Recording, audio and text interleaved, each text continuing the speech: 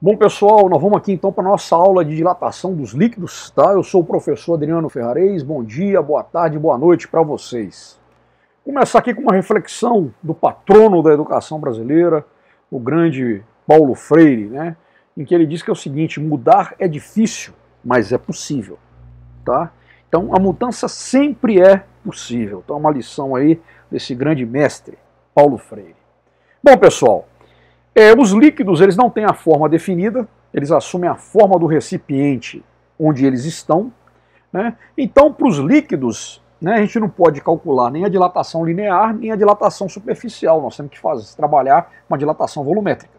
E um dado interessante é o seguinte: os líquidos se dilatam mais do que os sólidos, tá certo? Os líquidos se dilatam mais do que os sólidos, tá? Bom, a dilatação volumétrica aqui, né, como a gente já viu, ela é dada por quê? Né? ΔV, que é igual ao volume inicial, vezes esse coeficiente de dilatação, vezes a variação da temperatura. O mesmo vale aqui para os líquidos, tá? Então a gente tem aqui a variação do volume, que é a dilatação volumétrica, é igual ao volume inicial do líquido, vezes o coeficiente de dilatação volumétrica real desse líquido, vezes a variação de temperatura, tá? Aqui a gente vê, né, uma tabelinha com alguns coeficientes de dilatação para alguns líquidos, né, como o éter, o álcool etílico, o petróleo, a glicerina, o mercúrio e a água. Tá? Notem aqui que a dilatação dos líquidos é da ordem de 10 vezes maior que os sólidos. Né?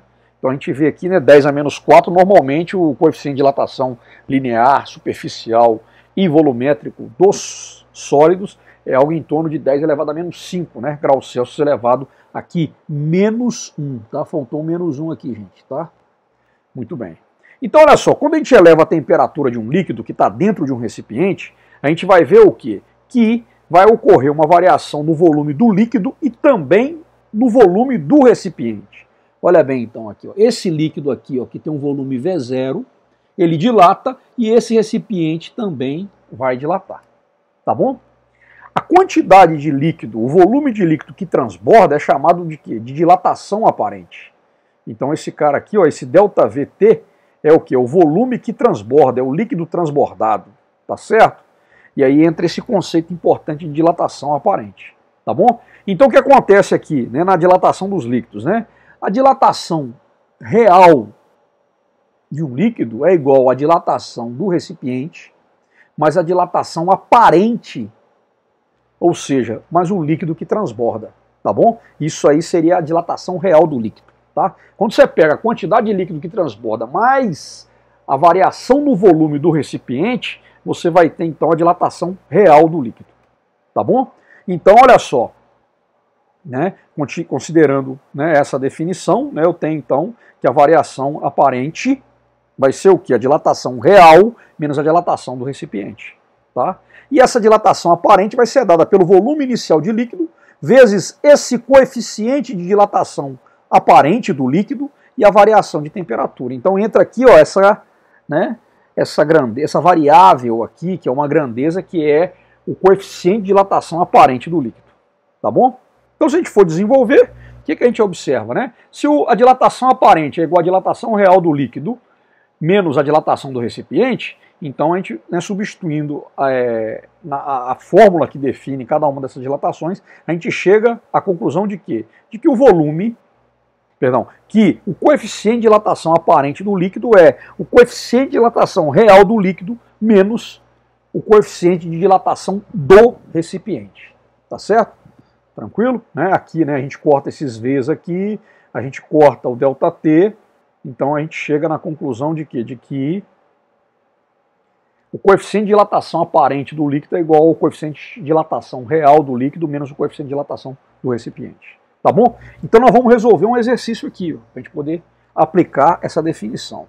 Imagina que um copo de alumínio ele esteja cheio até a borda com um determinado líquido, e que esse líquido e o recipiente estejam em equilíbrio térmico com o ambiente.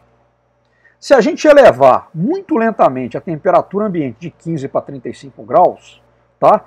O que vai acontecer, né, nesse processo? Sabendo que o coeficiente volumétricos de dilatação térmica do líquido do alumínio são respectivamente 10,7 vezes 10 a menos 4 e 0,7 vezes 10 a menos 4 graus Celsius a menos 1. Quer saber, aqui então, qual é a fração do volume inicial do líquido que vai transbordar? Tá? Então eu tenho um copo de alumínio cheio de um determinado líquido a uma temperatura de 15 graus Celsius. A gente vai elevar a temperatura até 35 graus Celsius.